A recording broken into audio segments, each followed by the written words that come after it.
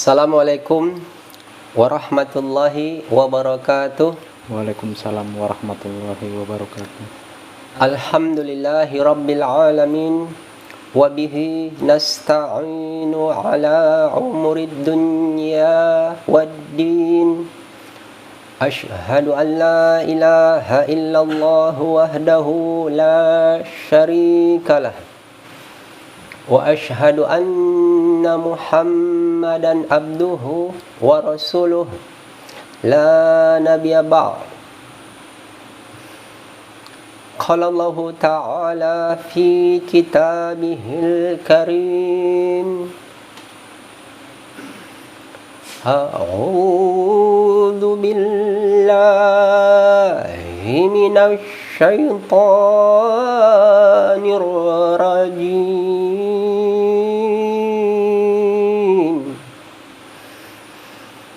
Bismillahirrahmanirrahim.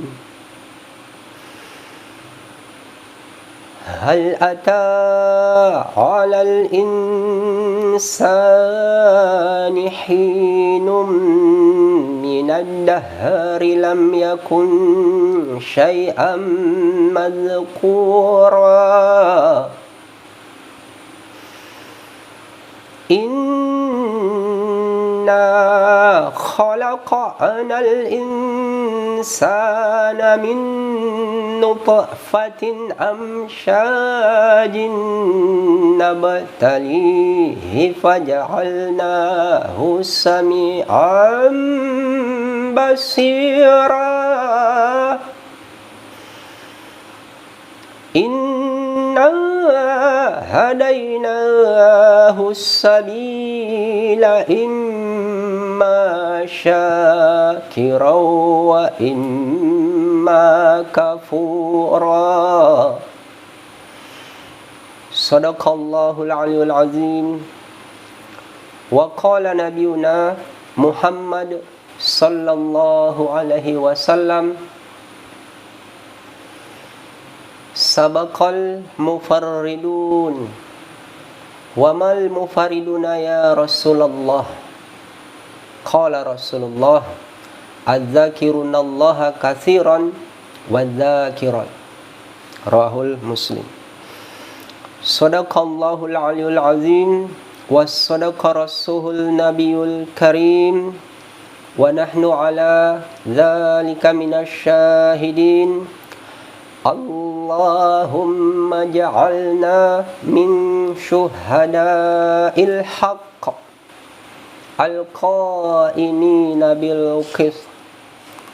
Alhamdulillah, bersyukur kita kepada Allah, pada hari ini kita masih diberi kesempatan untuk dapat bersilaturahim, dan yang paling sangat kita syukuri akan karunia nikmat iman dan Islam, sehingga sampai sekarang ini kita masih mengimani Allah terhadap baginda junjungan yang mulia Rasulullah Muhammad sallallahu alaihi wasallam, dan tak lupa kita senantiasa bersolawat dan senantiasa memberi salam kepada baginda Nabi Allah Muhammad sallallahu alaihi wasallam atas perintah yang diperintahkan Allah kepada kita selaku hambanya yang beriman. Nah, pada malam hari ini saya kedatangan tamu Tuan Baim. Nah, di sini kita sifatnya dalam pertemuan ini kita hanya bersudut pandang dengan apa yang kita pernah jalani, yang pernah kita ketahui perihal tentang zikir Allah yang mungkin Tuan sudah menjalaninya sejak waktu yang dibilang sudah sedewasa inilah gitu. Artinya mungkin punya hikayat atau sejarah secara pribadi untuk tuan maupun keluarga gitu. Karena yang mengamalkan zikir fadhkuruni adzkurukum Allah ini itu kan tidak berbatas.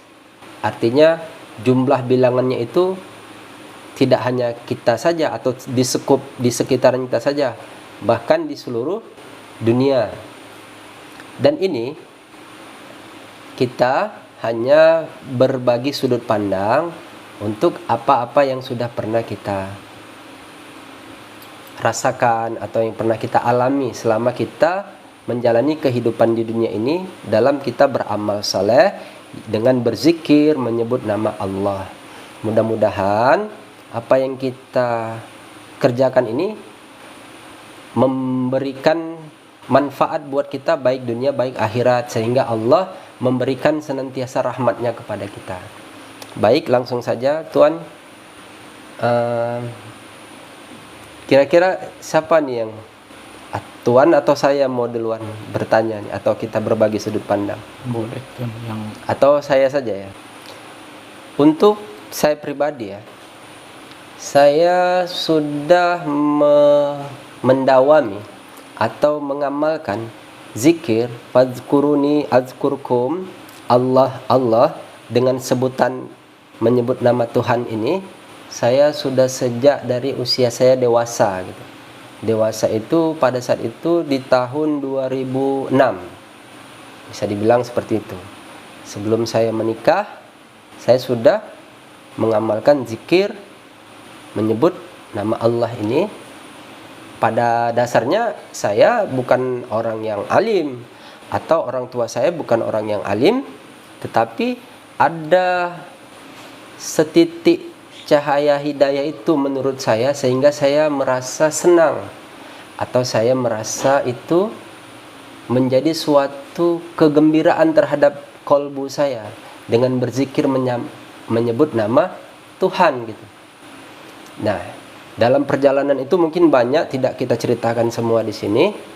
Artinya sampai detik ini saya sangat bersyukur sekali kepada Allah, sehingga saya masih diberi kesempatan untuk berzikir menyebut namanya gitu. Adapun setelah saya beramal itu, saya mempelajari sedikit demi sedikit tentang dalil-dalil baik dari Al-Quran, baik dari hadis, baik dari keterangan-keterangan guru-guru kita sebelumnya, atau kita bilanglah dari penjelasan-penjelasan ulama-ulama di kitab-kitab sebelumnya gitu. Jadi kalau saya mau bertanya nih sedikit, Tuan kan sudah datang nih, Tuan Baim ya. Boleh Tuan menceritakan sedikit perihal terhadap Tuhan, maksudnya terhadap Tuan Baim ya, tentang perjalanan Tuan berzikir menyebut nama Allah ini. Ya, silakan. Bismillahirrahmanirrahim. Assalamualaikum warahmatullahi wabarakatuh. Waalaikumsalam warahmatullahi wabarakatuh. Izin Tuan ya. Ya, silakan. Kalau saya pribadi gitu kan, ikut berzikir atau masuk ke zikir ini itu dari pesan dari kakek gitu, ayah saya gitu kan. Ya. Dari kakek saya itu, kalau kita kenalkan diri dulu. Kalau kakek saya itu berasal dari Panyabungan sana. Panyabungan ya. Tepatnya di daerah Panyabungan kan.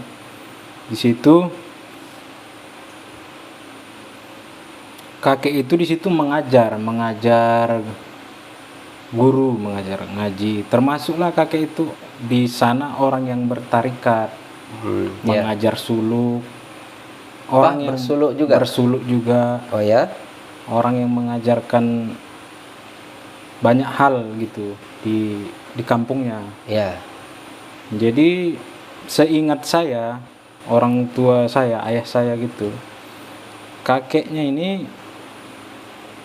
saya ini berpesan ke anaknya ini, setelah aku nanti mati, setelah tiada gitu, ada nanti orang yang membawa zikir Allah Allah katanya. Ya. Seingat saya, ikutlah ke situ katanya. Nah, Itulah ikutan terakhir kakek berwasiat kepada ayah saya, untuk mengikut kepada orang yang nanti akan datang ke kampung itu.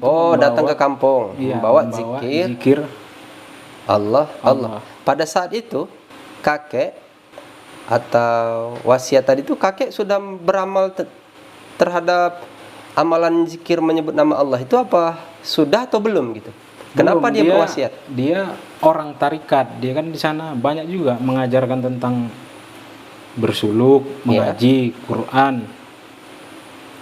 Termasuklah ada beberapa mengajarkan lah gitu bahasanya. Mengajarkan kebesaran gitu. Kebesaran seperti kebatinan gitu ya. Ya, kebatinan. Istilahnya kalau orang sekarang bilang supranatural gimana ya? Natural atau dia dukun semacamnya gitu. Kegaiban gitu ya. Dulu kakek seperti itu. Tapi belum berzikir, menyebut nama Allah. Iya. Ya, tapi dia berwasiat kepada si anak, ya, kepada orang tua tuan, Iya. untuk kelak kalau ada orang yang membawa zikir Allah Allah yang datang ke kampung itu, ikut dengannya. Ikut arti itu ikut mengamalkan zikir yang mereka bawa gitu. Ikutilah itu sampai mati. Seingat saya kata orang tua itu kepada saya gitu. Orang tua saya bercerita begitu kepada artinya saya. Diwasiatkan ya, diwasiatkan kepada ayah ya. Nah, terus ceritanya seperti apa itu?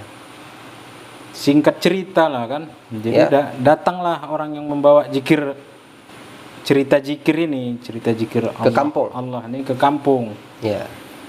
Pada dasarnya kan kakek lah dibilang. Ya. Dia orang yang bertarikat di kampung sana dan mengajarkan juga ilmu kebatinan gitu. Ya. Jadi kakek itu berpesan, mungkin ini secara sudut pandang saya aja. Ya. Orang itu kan sudah beramal lain segala macam. Jadi singkat ceritanya datanglah orang yang membawa cerita zikir Allah nih ke sana. Jumpalah gitu kan. Jadi ada yang dipesankan kakek, nanti dia juga membawa ilmu kebesaran. Ada tanda-tanda itu, orang yang membawa zikir Allah nih ada juga membawa kebesaran. Ya. Jadi singkat cerita itu yang sampailah orang yang berzikir membawa cerita zikir Allah ini ke sana, dikumpulkanlah semua keluarga itu. Keluarga dari itu termasuklah uak, ya, kakaknya ayah, keluarga inti. Iya, keluarga inti ayah lah ya. Iya. Anak dari kakek tadi. Semuanya berkumpul di rumah itulah ya. Iya. Memang orang yang itu datang gitu. Menurut cerita dari ayah yang saya ingat, datang membawa ke situ. Apa bahasanya itu ya. Datanglah ke situ gitu. Iya, iya.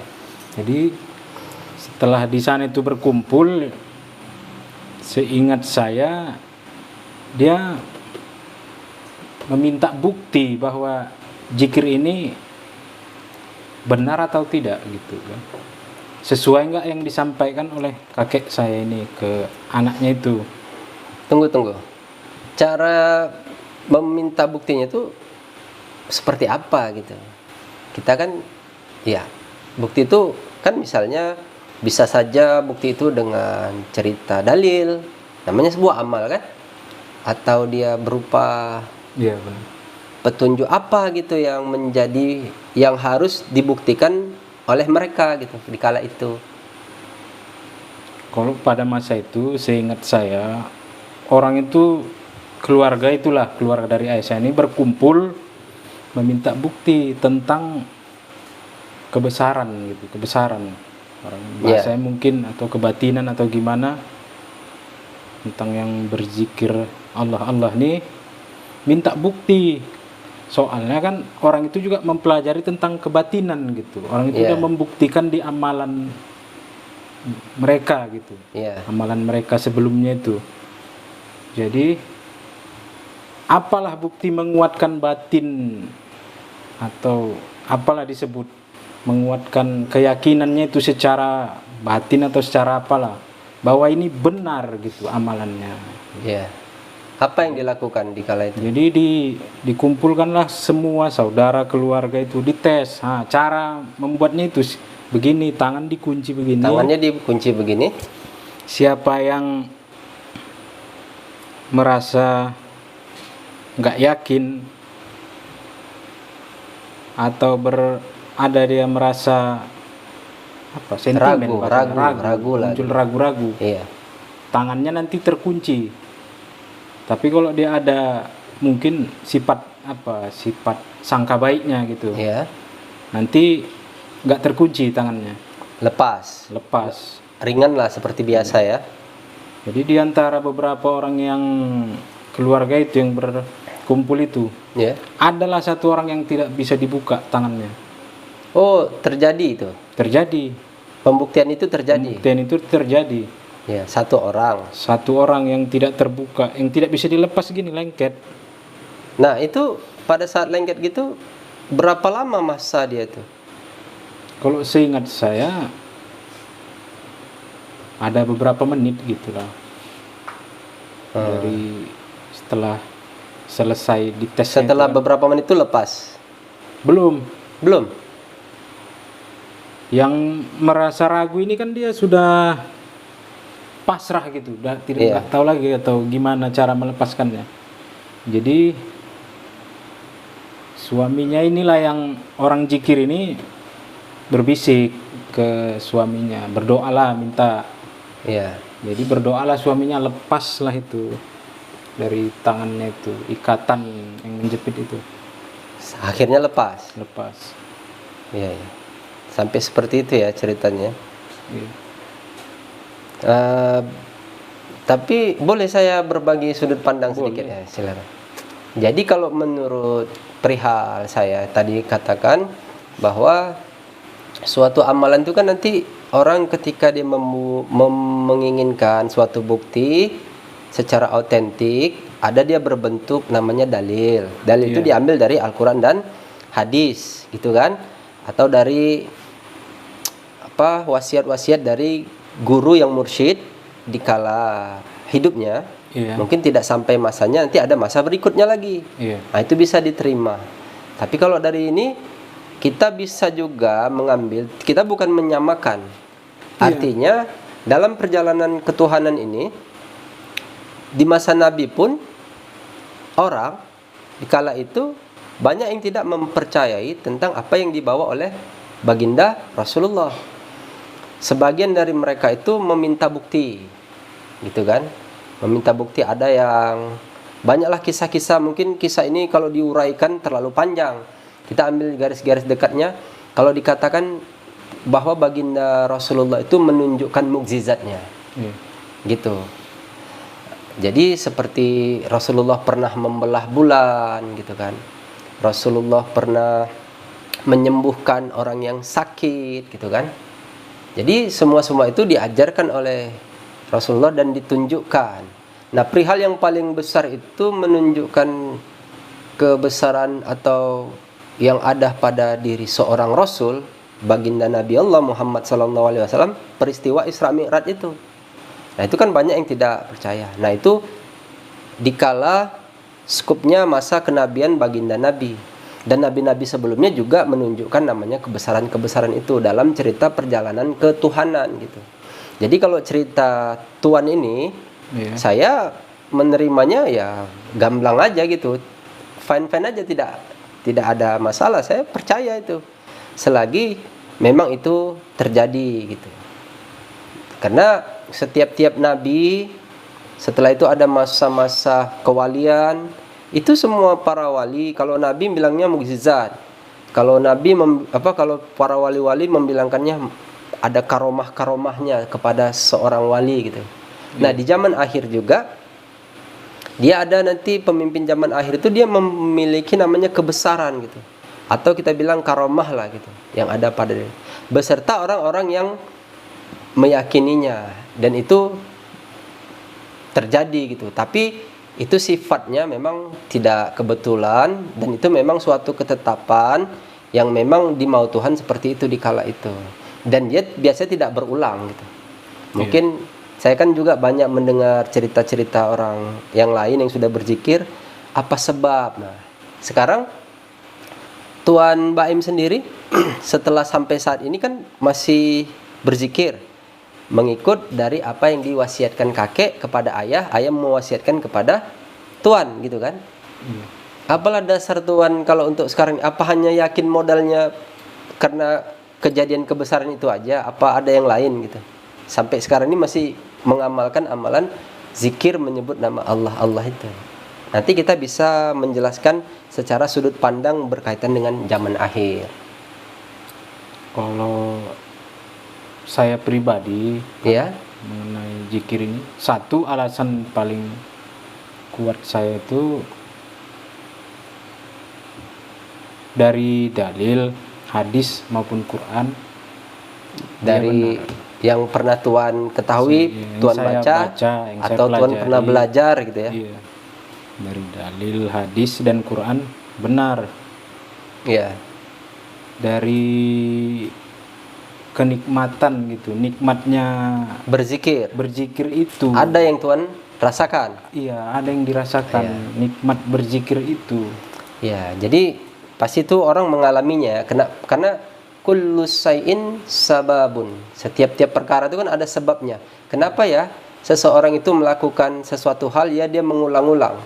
Nah, saya bukan mengajari di sini. Kita kan berbagi sudut pandang ya.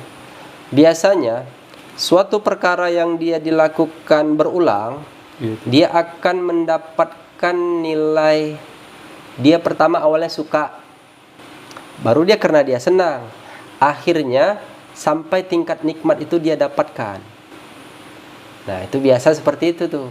Kalau dia sudah nikmat, sudah pasti dia mengulang-ulang perbuatan yang dia lakukan gitu. Karena apa? Karena sudah sampai tingkat itu dia melakukannya gitu. Makanya dalam gambaran kalau kita melihat apa-apa yang sudah dilakukan pendahulu kita di awal, mereka kenapa bisa bertahan sampai akhir hayatnya?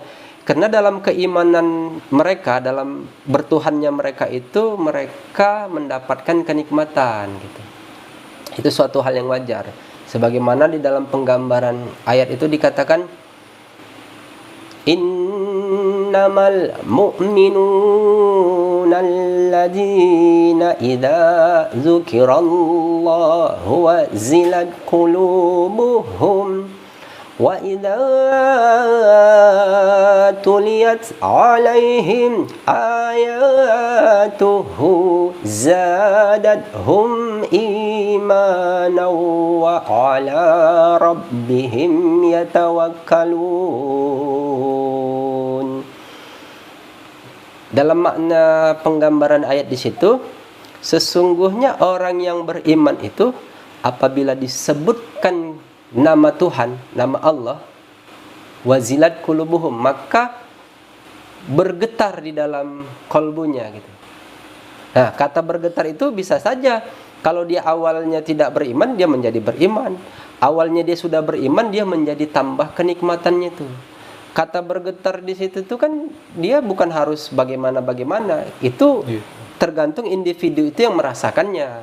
Bagaimana Tuhan menyentuh kolbunya itu dengan rasa keimanannya. Gitu kita nggak bisa mengukur itu ya. Kita yang merasakan diri kita masing-masing. Dan apabila dibacakan ayat-ayat Allah kepadanya, maka bertambahlah keimanan seseorang itu. Nah, ayat ini kan salah satu asbabun nuzul, sebab turunnya ayat ini ketika baginda Nabi Allah Muhammad SAW bersandar di sebuah pohon, lalu datanglah Da'sur. Da'sur ini mengancam kepada baginda Nabi dengan pedangnya gitu. Ketika itu dia mengancam, menodongkannya gini seperti itu, menadakan pedang dengan kalimat, ya Muhammad, siapa yang menolong engkau gitu. Gitulah bahasanya. Dari ancaman si Da'sur tadi nih, dia mengatakan siapa yang menolong engkau. Seketika itu baginda Nabi Allah Muhammad sallallahu alaihi wasallam, Allah disebutnya. Allah. Nah, itulah asbabun nuzul ayat tadi itu. Ketika baginda Nabi menyebutkan nama Allah, jatuhlah pedang Sidaksur itu tadi. Kenapa? Karena bergetar hatinya. Makanya kita bilang, bergetar hatinya seseorang itu ketika disebut nama Tuhannya, bisa saja bergetarnya karena dia suka, karena dia cinta, karena dia merasa takut juga bisa. Kalau saya bilang Sidaksur itu dia takut sehingga bergetar dan akhirnya pun dia beriman. Pedangnya kan diambil kembali oleh baginda Nabi. Lalu pedang itu dikembalikan dengan toda, ya Daksur, siapa yang menolong engkau? Gitulah bahasanya. Lalu Daksur menjawab, Tuhanmu lah ya Muhammad, gitu. Artinya itulah sebab si Daksur itu menjadi sahabat Nabi, dia beriman di kala itu karena sebutan menyebut nama Allah di kala itu. Artinya sebutan nama Allah ini sudah ada pada sejak di masa kenabian Nabi Muhammad sallallahu alaihi wasallam. Gitu. Jadi menurut ayat itu asbabun nuzul, sebab turunnya ayat itu diceritakan di situ bahwa baginda Nabi pernah gitu menyebutkan sebutan nama Tuhan itu. Nah, itu dari gambaran hingga sampai sekarang ini gitu. Jadi kalau dari wasiat seperti yang Tuan ceritakan tentang perihal keluarga Tuan, awal mulanya berzikir menyebut nama Allah itu dengan cerita kebesaran. Karena memang dalam ruang lingkup kehidupan manusia itu kan dia memiliki cerita pribadi masing-masing. Artinya kita bercerita di sini, kita tidak menyinggung siapapun, tidak boleh kita menyinggung siapapun gitu. Artinya kita hanya berbagi sudut pandang. Bisa saja orang yang mendengarkan kita ini dia juga memiliki pengalaman yang sama atau dia berbeda juga dengan cerita yang dimaksud. Artinya dengan cerita berzikir menyebut nama Allahnya itu gitu. Sehingga itulah yang membuat dia rasa yakin. Makanya dalam konteks ayat innamal mu'minuna alladzina idza dzukirallahu wazilat qulubuhum, sesungguhnya orang yang beriman itu apabila disebut nama Tuhannya Allah, maka bergetarlah hatinya.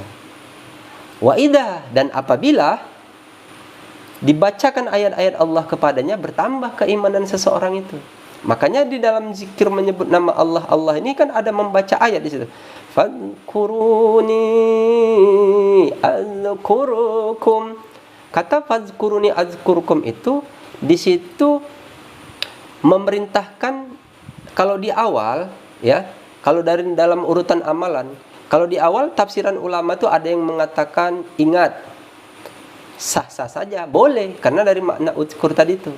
Kalau diambil lagi sebut, ya bisa juga, karena dari makna ayat yang lain, fasabbih bismi rabbikal azim, maka bertasbihlah menyebut nama Tuhanmu, gitu. Kata bertasbih itu kan artinya ucapan, sebutan gitu. Apa yang dia sebut, gitu. Makanya sampai sejauh ini saya bukan mau kita berpaham atau di antara kita ini tinggi rendah, tidak. Kan di situ ada namanya cara menyebut. Ada cara penyebutan, gitu. Cara menyebut, kalau yang saya ketahui tentang amalan yang Tuan dan saya lakukan, cara menyebut nama Allah itu kita membaca ayat di awal, fadhkuruni azkurukum, Allah, Allah, Allah. Ada nggak kira-kira orang yang di luar dari itu dia juga berzikir menyebut nama Allah tapi tidak menggunakan ayat yang seperti kita baca? Ada.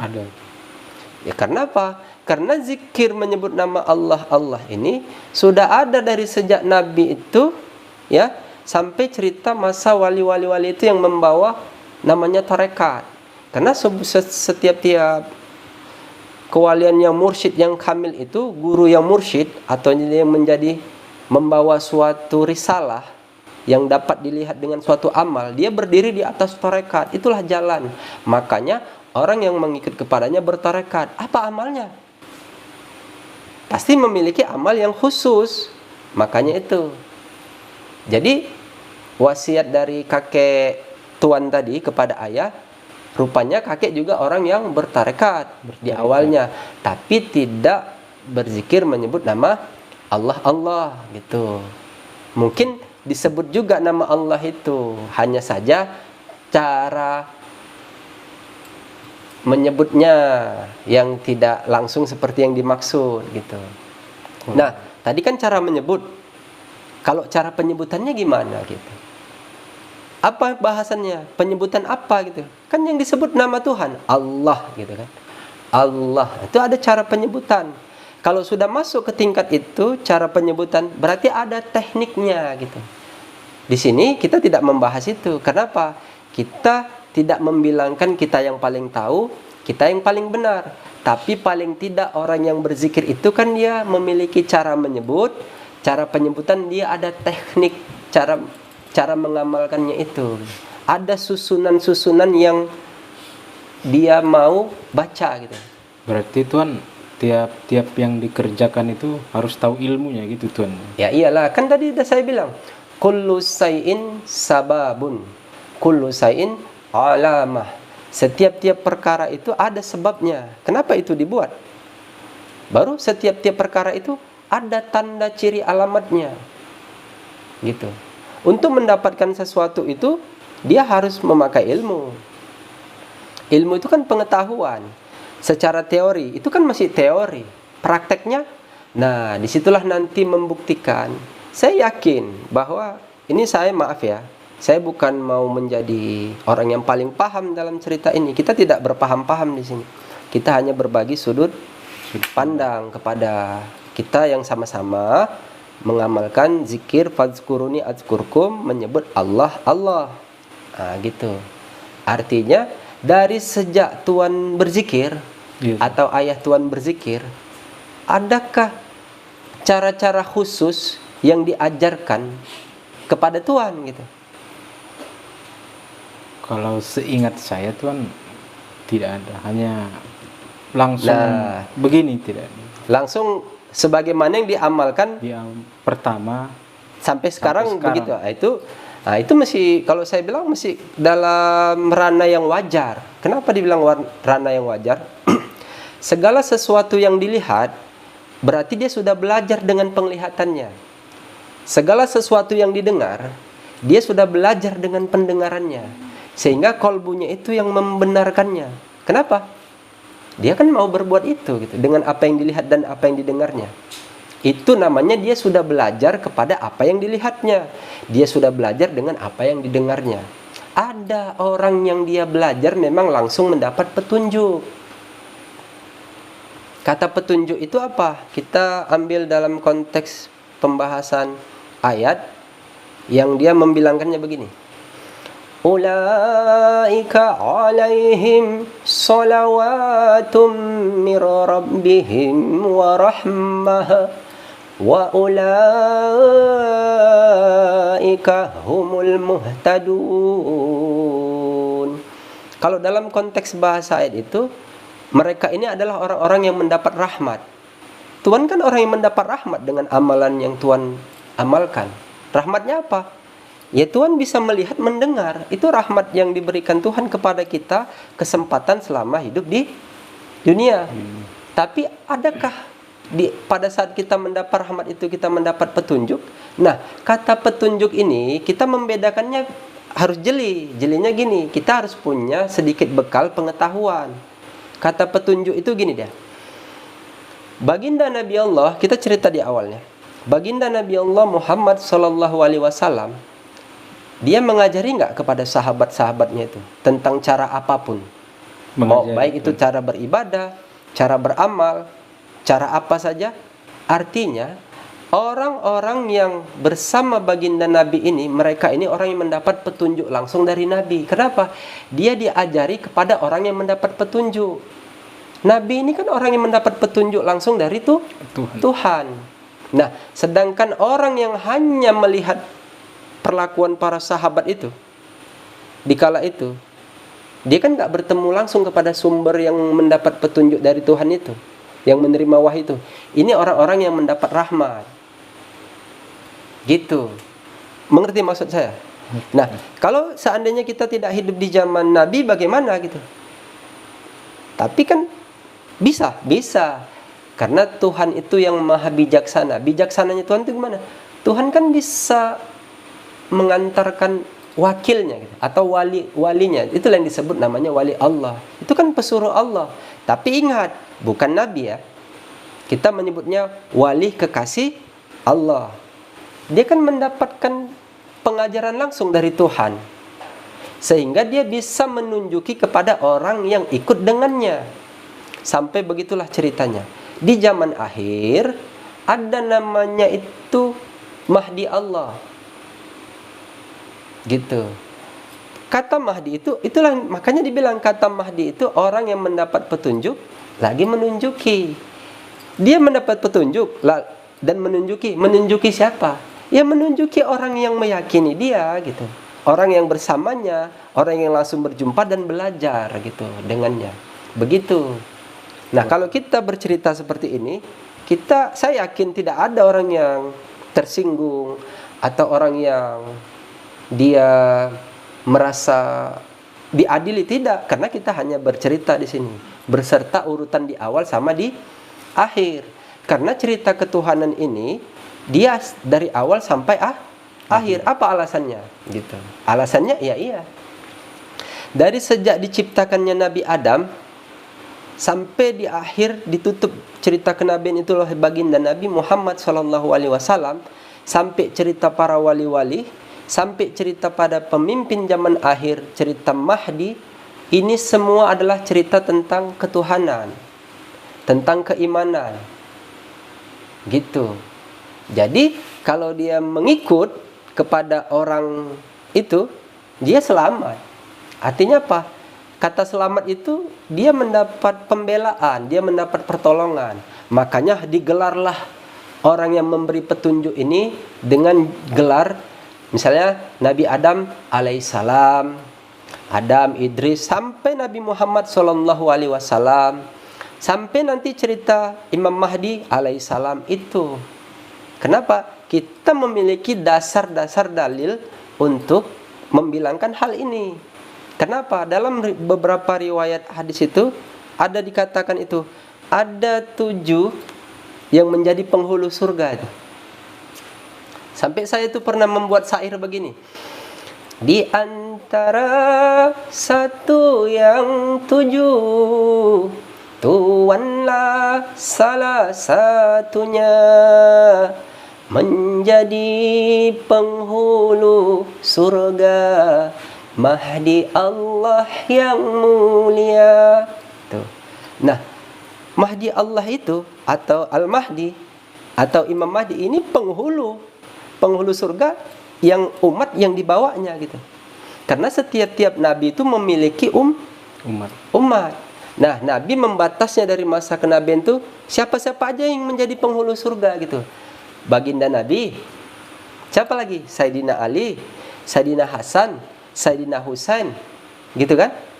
Jadi ada nama-nama yang disebut di situ sampai di akhir itu Mahdi Allah itu menjadi penghulu surga. Yang ini nih, ini masih dalam satu juriat yang sama, dalam satu turunan nasab yang bersumbernya sama gitu.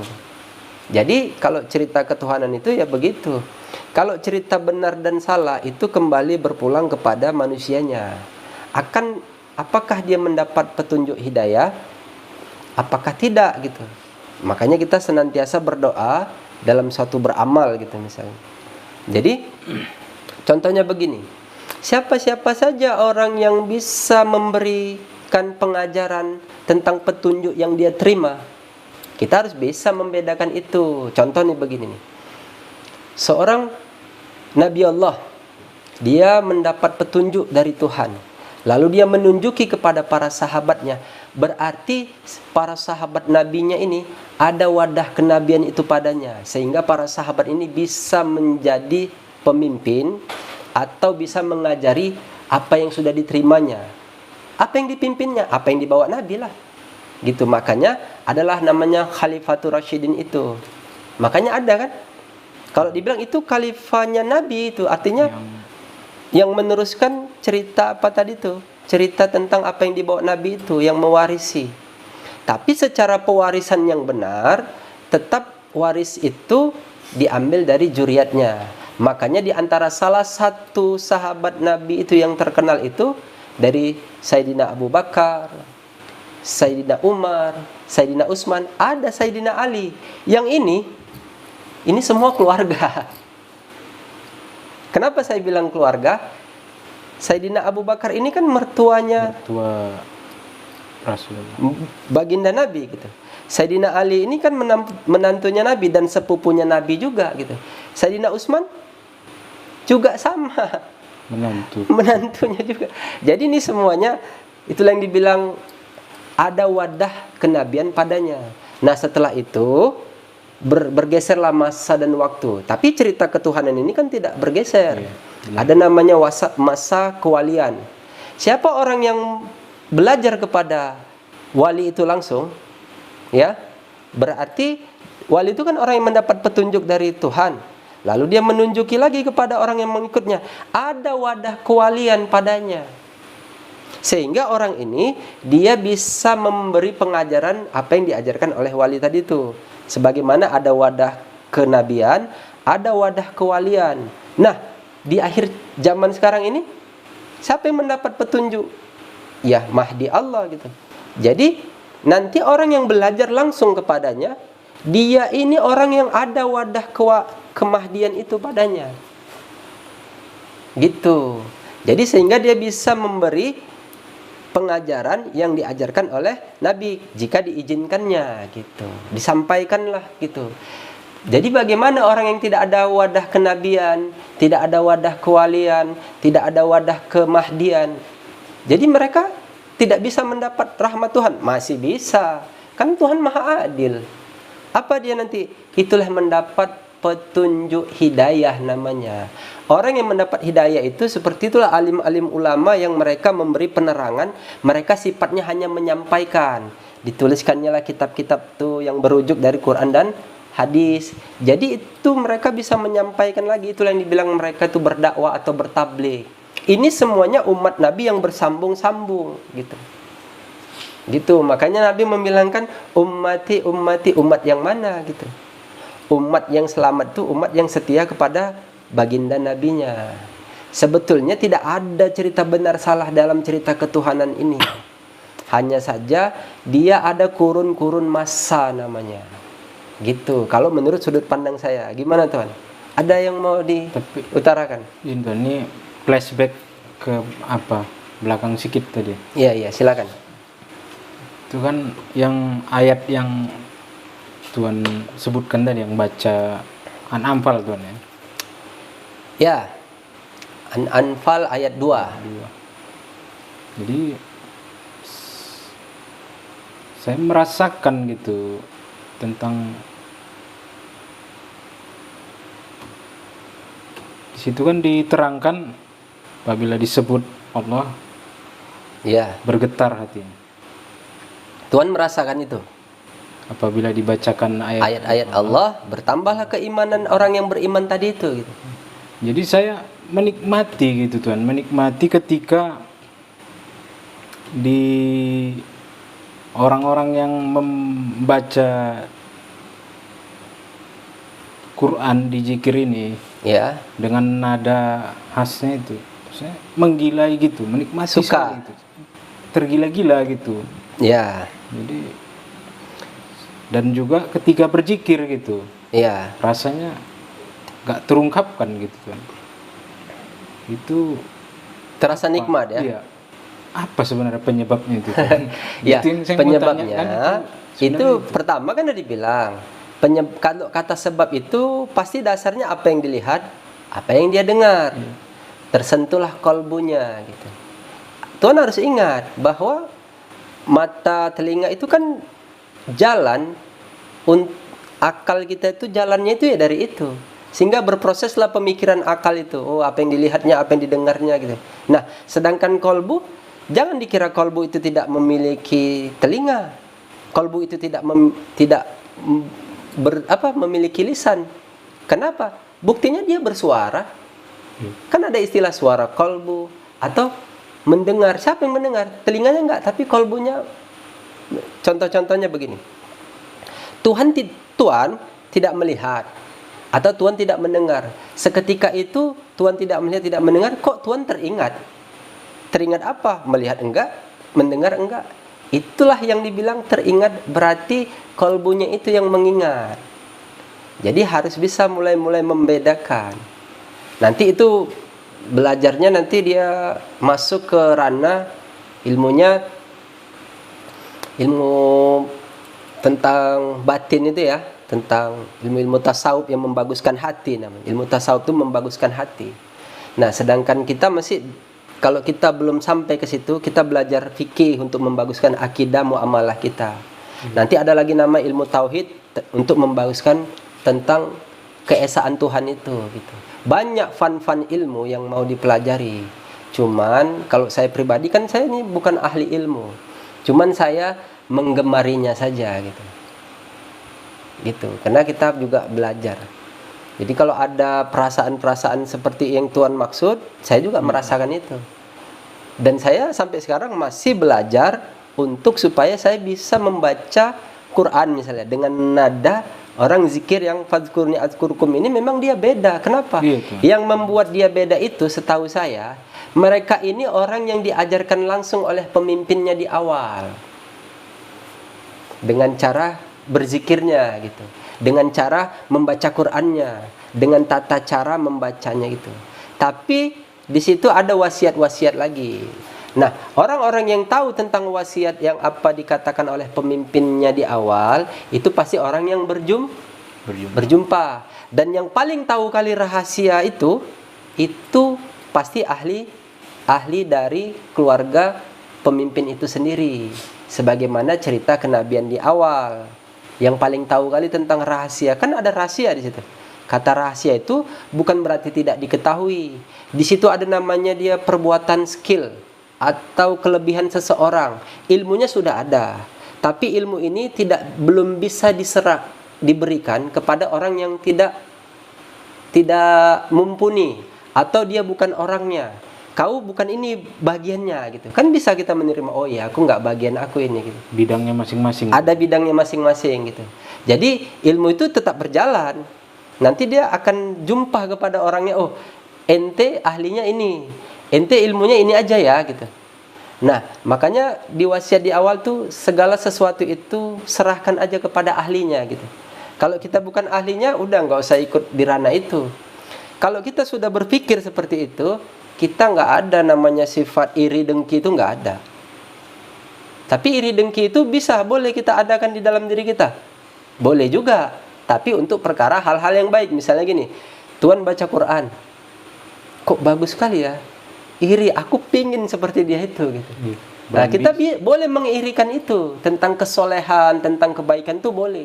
Tapi kalau iri tentang suatu perbuatan lebihnya seseorang, iri tanda tak mampu bro, kita bilang. Nah gitu.